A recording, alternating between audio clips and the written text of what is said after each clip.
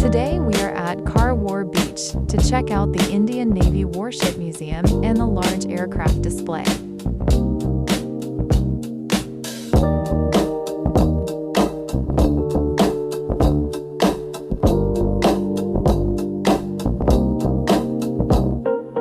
This is a Tupolev Tu-142, a long-range maritime patrol and submarine hunter aircraft.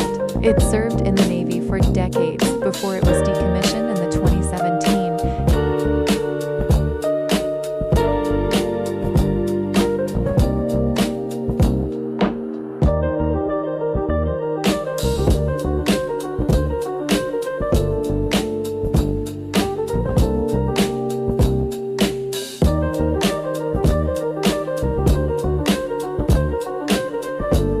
Unfortunately, shooting was not allowed inside the aircraft.